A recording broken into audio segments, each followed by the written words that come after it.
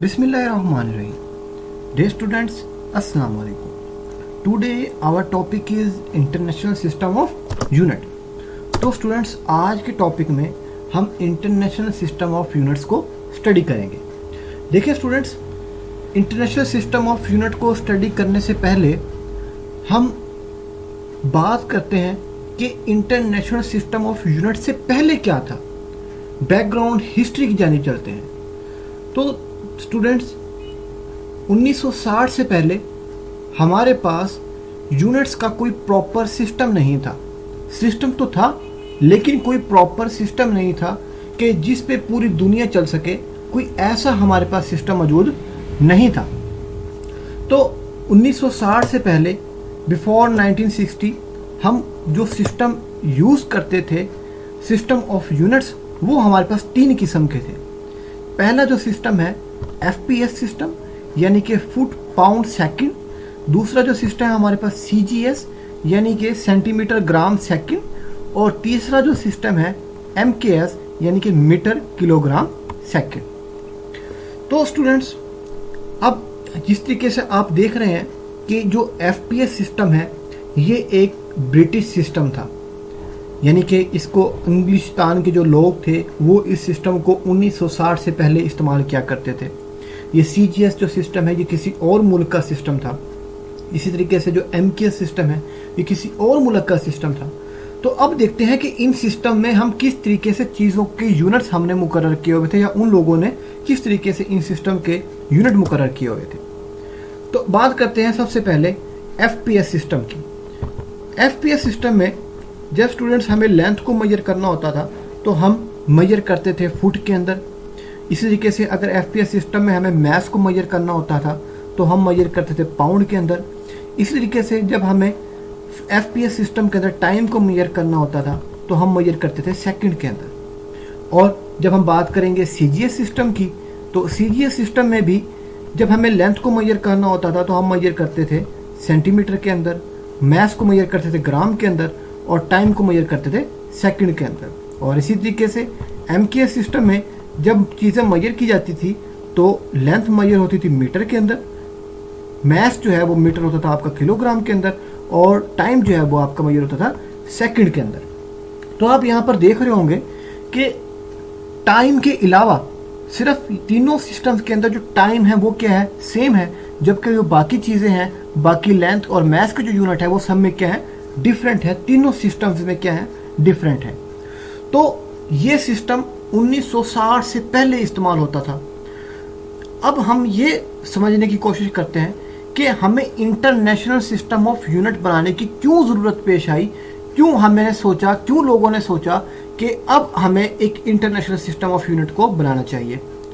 तो देखिए students, consider करते हैं फॉर एग्जांपल कि जो ये FPS सिस्टम है ये इंग्लिस्तान में या इंग्लैंड के लोग इसको इस्तेमाल करते थे या बरतानवी लोग इसको इस्तेमाल करते थे। और कंसीडर करते हैं जो MKS सिस्टम है ये सिस्टम हम पाकिस्तान के अंदर इस्तेमाल कर रहे हैं। तो फ़र्ज़ कर रहे हैं कि एक आदमी जो अंग्रेज़ है, अंग्रेज़ अगर पाकिस्तान में आ जाए और वो अपने मुल्क में जो सिस्टम इस्तेमाल कर रहा है वो उनका FPS सिस्टम है, और वो मास को जब भी लेते हैं तो वो किस में लेते हैं, पाउंड में लेते हैं। अगर कोई अंग्रेज़ पाकिस्तान में आ जाए और वो शॉपकीपर को जाके कहे कि भाई मुझे 2 पाउंड जो है वो मुझे आप चीनी दे दें, तो हमारे तो शॉपकीपर को समझ नहीं आएगी कि ये क्या चीज़ मुझसे रिक्वायर्ड कर रहा है। क्यों? क्योंकि उसका सिस्टम ऑफ यूनिट और हमारा सिस्टम ऑफ यूनिट जो है वो क्या है, डिफरेंट है। हम जो चीज़ें लेते हैं वो किस में लेते हैं, किलोग्राम में लेते हैं। और जबकि वो लोग जो पहले इस्तेमाल करते थे सिस्टम ऑफ यूनिट वो किस में यूज़ करते थे, पाउंड के अंदर इस्तेमाल करते थे, इसको हम LB के साथ डिनोट करते हैं। तो इसी तरीके से अगर कोई पाकिस्तानी बाहर चला जाए, अंग्रेज़ के मुल्कों में चला जाए, तो वहाँ पर वो अगर उसको नमक लेना हो तो सर हम उर्दू में हम नमक कहते हैं, पंजाबी में हम लोन कहते हैं।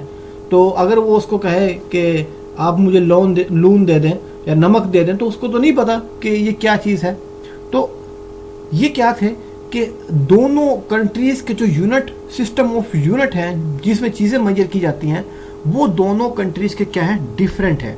तो इस तरीके से लोगों को इंटरनेशनली तौर पर क्या हुआ, मसले मसाइल पेश आए, उनको मुश्किलात पेश आई।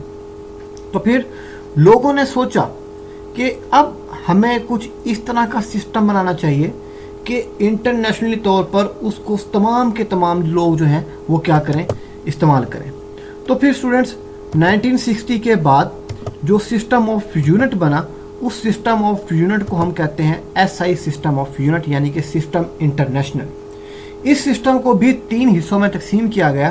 पहला जो हिस्सा है वो है बेस यूनिट, दूसरा जो हिस्सा है वो है ड्राइव यूनिट, और तीसरा जो हिस्सा है वो है supplementary unit. Base unit, drive unit और सप्लीमेंट्री यूनिट्स। तो 1960 के बाद एक कमेटी बैठी, उन कमेटी ने कुछ यूनिट्स को मुकर्रर किया और कहा कि आज के बाद पूरी दुनिया में ये यूनिट्स जो हैं ये क्या हो गए हैं, लागू हो गए हैं, अमल दरामद हो गए हैं। अब आप पूरी दुनिया में जहाँ भी जाएंगे तो आपको बेस यूनिट से हम क्या कर सकते हैं, अपना काम कर सकते हैं और हम दूसरी चीज़ों से चीज़ें ले सकते हैं या लोगों को समझा सकते हैं एंड सो ऑन, बहुत सारा काम कर सकते हैं। तो स्टूडेंट्स, तो हम चलते हैं नेक्स्ट अपने बेस यूनिट, ड्राइव यूनिट और सप्लीमेंट्री यूनिट्स ये क्या है इनको समझने की कोशिश करते हैं। तो जी सबसे पहला आता है आपका बेस यूनिट। बेस यूनिट 7 किस्म के हमारे पास बेस यूनिट हैं। तो there are 7 base unit for different physical quantities. तो उस कमेटी ने मुकर्रर किए 7 बेस यूनिट कि ये यूनिट जो है ये क्या है, हमारे पास बेस यूनिट है। तो उनकी तरतीब कुछ इस तरीके से है, देख लेते हैं। ये आपके पास बेस क्वांटिटीज हैं। फॉर एग्जांपल जिस तरीके से बेस क्वांटिटी के आपके पास लेंथ, उसका जो बेस यूनिट है वो आपके पास क्या होगा, मीटर। मैस, मैस का बेस यूनिट क्या होगा आपके पास, किलोग्राम। टाइम, टाइम का बेस यूनिट क्या होगा आपके पास, second. Electric current, electric current का बेस यूनिट क्या होगा, ampere. Intensity of light, intensity of light का बेस यूनिट क्या होगा, कैंडेला। टेम्परेचर, टेम्परेचर का बेस यूनिट क्या होगा आपके पास, केल्विन। और इसी तरीके से amount of substance, amount of substance का आपके पास यूनिट होगा मोल। तो स्टूडेंट्स 1960 में इंटरनेशनल कमेटी ने ये मुकर्रर किए base unit, metre, kilogram, second, ampere, candela, kelvin और मोल, ये 7 यूनिट बेस यूनिट मुकर्रर किए। अब आप पूरी दुनिया के किसी भी हिस्से में आप चले जाए तो आपको यही बेस यूनिट इस्तेमाल करने होंगे और आप अपने इन बेस यूनिट्स को इस्तेमाल करते हुए कोई भी काम कर सकते हैं। अब ये जो यूनिट है बेस, ये पूरी दुनिया में अब ये यूनिट आपके क्या हो रहे हैं, इस्तेमाल हो रहे हैं। तो चलते हैं स्टूडेंट्स नेक्स्ट। स्टूडेंट नेक्स्ट चलते हैं। नेक्स्ट है जी हमारे पास ड्राइव यूनिट। तो ड्राइव यूनिट्स क्या होते हैं, देखिए स्टूडेंट्स, बेस यूनिट के अलावा जितने भी आपके यूनिट हैं वो तमाम के तमाम क्या है, ड्राइव यूनिट्स हैं। या जो बेस यूनिट से यूनिट आपके ड्राइव होंगे वो क्या है, आपके ड्राइव यूनिट है। या सप्लीमेंट्री यूनिट से जो यूनिट ड्राइव होंगे वो भी तमाम के तमाम क्या है, आपके ड्राइव यूनिट हैं। यानी कि जो यूनिट आपके दूसरी क्वांटिटी से, दूसरे यूनिट से ड्राइव होंगे वो तमाम के तमाम क्या आपके ड्राइव यूनिट हैं। यानी कि बेस यूनिट के अलावा तमाम के तमाम यूनिट्स आपके ड्राइव यूनिट्स हैं। तो डेफिनेशन देख लेते हैं ड्राइव यूनिट्स की। The SI unit for measuring all other physical quantities are divided from the base and supplementary units. Such units are called drive units.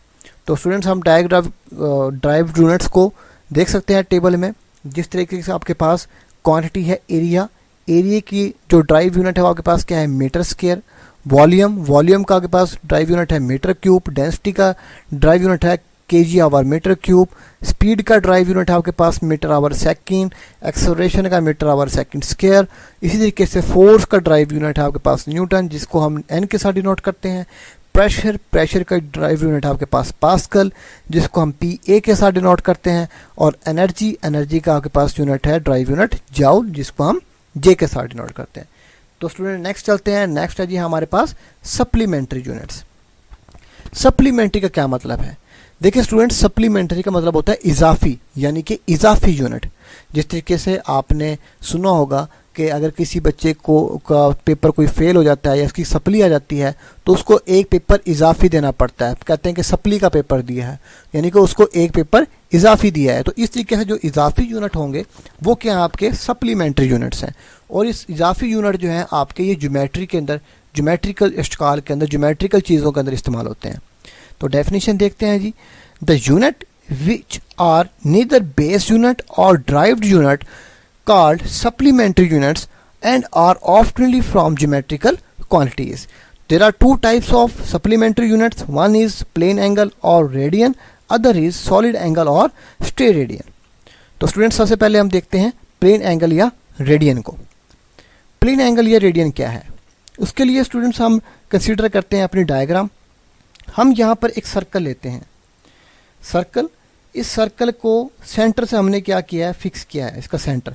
तो डेफिनेशन के मुताबिक it is the plane angle between two radii, अब between the two radii of a circle which cut off on a circumference an arc equal to the length, equal in length to radius of the circle.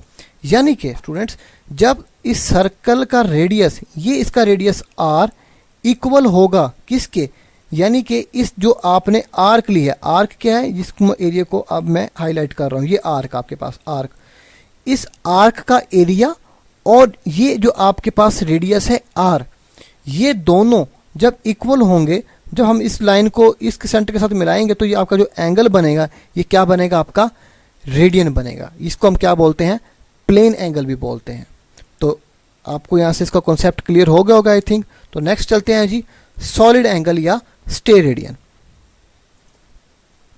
Solid angle, it is the solid angle, three dimensional angle. जिस तरीके से हमने पीछे बात की plane angle की, plane angle आपका two dimensional था और सॉलिड एंगल आपका थ्री डायमेंशनल एंगल है। Subtended at the centre of the sphere by an area of the surface equal to the square the radius of the sphere. यानी कि diagram के मुताबिक देखते हैं, यहां पर बात की गई है it is solid angle subtended बनता है, कब बनेगा, at the centre of the sphere by an area of the surface equal to the square the radius of the sphere. यानी कि जो आपने रेडियस लिया है, ये जो रेडियस है, ये रेडियस जब इक्वल हो जाएगा जो आपने एरिया लिया है, जिस तरीके से ये एरिया आपका आर स्क्वायर, ये आर स्क्वायर इक्वल होगा इस आर के, तो जो एंगल बनेगा आपका वो किसके इक्वल होगा, स्टेरेडियन के इक्वल होगा। हम एक और डायग्राम के मुताबिक देख सकते हैं, जिस तरीके से ये आपका एक स्फीयर है, इस स्फीयर में हमने सेंटर से क्या किया है, सबटेंडेड किया है, और आपका ये एक यहाँ से लेके ये क्या है, आपका रेडियस है आर। ये रेडियस आर जब आपका इस एरिया के इक्वल हो जाएगा तो आपका जो एंगल बनेगा उस एंगल को हम क्या कहेंगे, सॉलिड एंगल या स्टेरेडियन कहेंगे। इसको एक और डायग्राम के मुताबिक देख सकते हैं, ये कुछ इस तरीके से, यानी कि ये आपका आर स्क्वायर एरिया इक्वल हो जाएगा जब यहाँ से लेके यहाँ तक का जो आपके पास रेडियस है आर, इस आर के इक्वल हो जाएगा, तो जो आपका एंगल बनेगा वो एंगल क्या होगा, आपका सॉलिड एंगल होगा या स्टेरेडियन होगा। ओके स्टूडेंट्स, थैंक यू, अल्लाह हाफिज़।